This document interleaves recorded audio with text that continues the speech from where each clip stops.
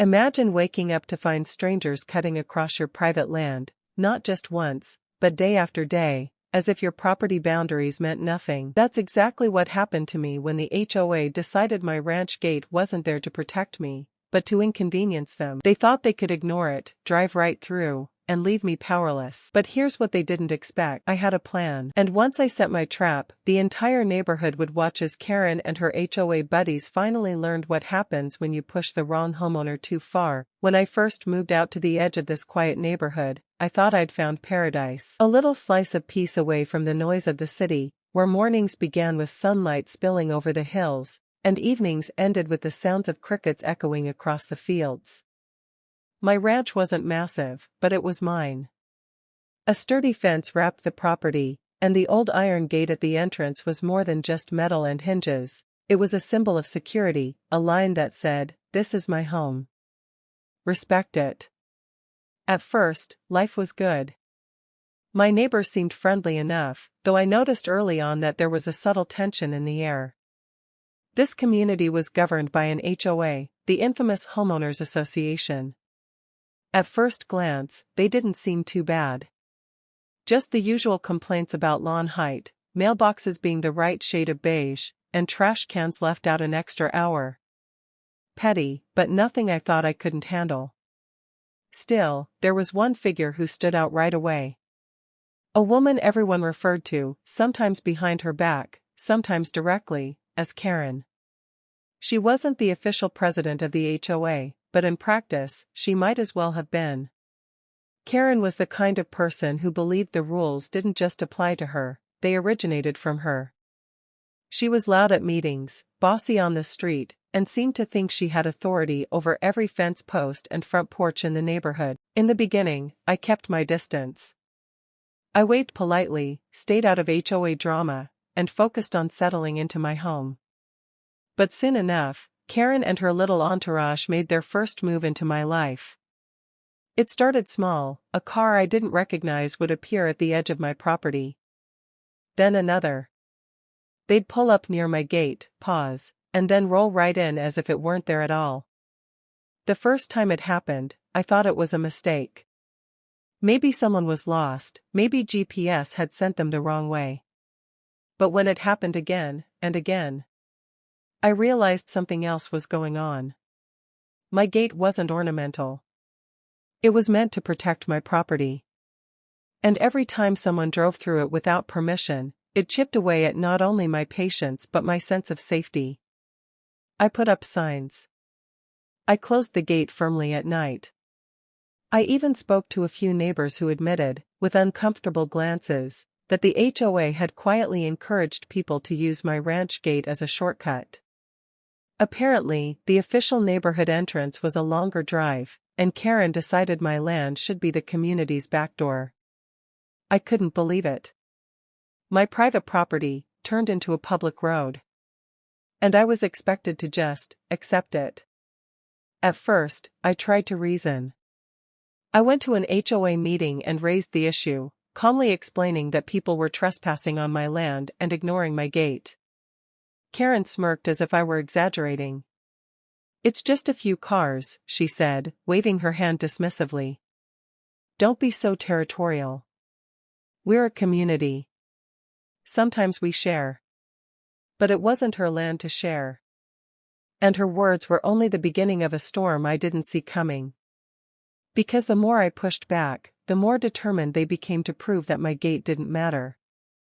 And little did they know, every intrusion, every smug dismissal, was only fueling the trap I was already beginning to plan. It didn't take long for this situation to spiral. Within weeks, the occasional trespassing turned into a full-blown traffic problem. Cars from the neighborhood zipped through my gate at all hours. Delivery trucks, teenagers on dirt bikes, even HOA board members themselves, they treated my ranch like it was a public thoroughfare. I'd come home to find my gravel drive torn up, dust clouds rising, tire tracks scarring the land. I confronted a few of them directly. "This is private property," I reminded them. Some mumbled apologies. Others shrugged. But more often than not, I heard the same excuse: Karen said it was fine. That was the turning point.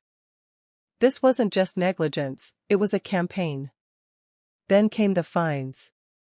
One day, I opened my mailbox to find an official-looking envelope from the HOA. Inside was a notice accusing me of violating neighborhood accessibility rules. They claimed my gate was obstructing community flow and that leaving it closed was a violation of the shared easement policy. I nearly laughed out loud, because there was no such policy. My deed made it crystal clear: my land, my gate, my rules. But Karen had twisted the HOA into inventing reasons to punish me. The letter threatened a $500 fine if I didn't restore community access. I ignored it. A week later, another fine arrived. This time, $1,000. The harassment escalated. Anonymous notes were left on my doorstep: "Stop being selfish.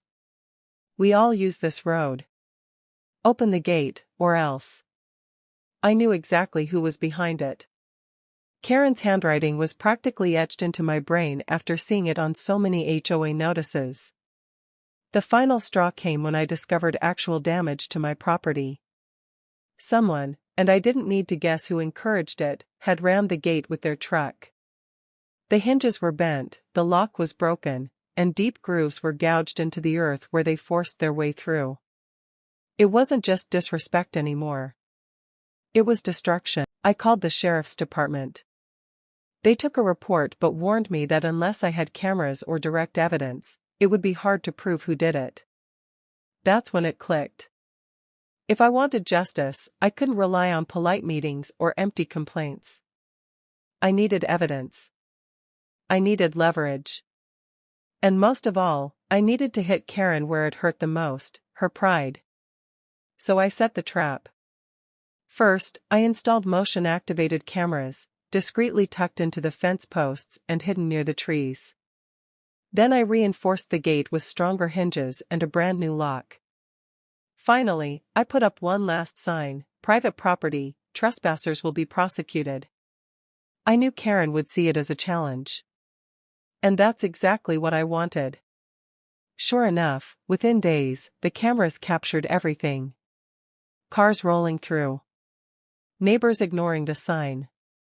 And then, the jackpot: Karen herself, bold as ever, driving straight through my gate with that smug look plastered across her face. She wasn't just trespassing. She was leading by example. I compiled the footage. Hours of video. Date stamped, crystal clear, undeniable.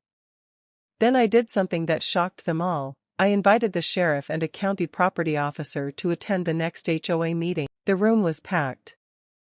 HOA meetings were usually dull affairs, but word spread quickly that something big was about to happen. Karen sat at the front like a queen on her throne, flanked by her board members, her smirk firmly in place. I waited until the usual agenda points were rattled through, then stood up. "Before we finish," I said, my voice steady, "I have something to share." Karen rolled her eyes. "If this is about your little gate again?" But before she could finish, I pressed play. The projector lit up the wall with footage. There it was, car after car rolling through my gate. Neighbors shifting uncomfortably as their vehicles appeared on screen. The room grew tense. Murmurs filled the air. And then, the crown jewel, Karen's SUV, clearly visible, barreling through with that smug grin. The timestamp glowed beneath it. Her face drained of color. "This," I said, pointing to the screen, "is trespassing. This is property damage. This is harassment. And I have hours more footage. The sheriff has a copy. So does the county." The silence was electric. Karen tried to stammer a defense, something about community needs, about how I was being unreasonable. But the sheriff stepped forward. "Ma'am," he said firmly, "this isn't a community road. This is private land. And what we're seeing here is criminal trespass." The room erupted. Some neighbors defended her. Others turned on her instantly. But the damage was done. Her reputation, her authority, her entire reign as self-appointed HOA queen had just collapsed in front of everyone. For once, Karen was speechless. And in that moment, I knew, the trap had snapped shut. The fallout was swift and brutal. Karen was forced to resign from the HOA board within weeks. The sheriff issued citations to multiple offenders, and several neighbors faced fines far larger than the petty ones they'd tried to pin on me. My footage became the undeniable truth, the kind that couldn't be twisted, denied, or ignored. The HOA scrambled to save face. They issued a formal apology and sent out new guidelines clarifying that my ranch gate was private property and off-limits. For the first time since moving in, I felt real control over my home. But the real victory wasn't just the legal win. It was the shift in the neighborhood itself. Neighbors who once sneered at me now nodded respectfully when they passed. A few even came by to apologize, admitting they'd been pressured by Karen to follow along. Slowly, the atmosphere changed. My property wasn't a shortcut anymore. It was what it was always meant to be, mine. As for Karen? Her downfall was spectacular. Stripped of her HOA influence, she became a pariah in her own kingdom. The same people who once rallied behind her now avoided her like the plague.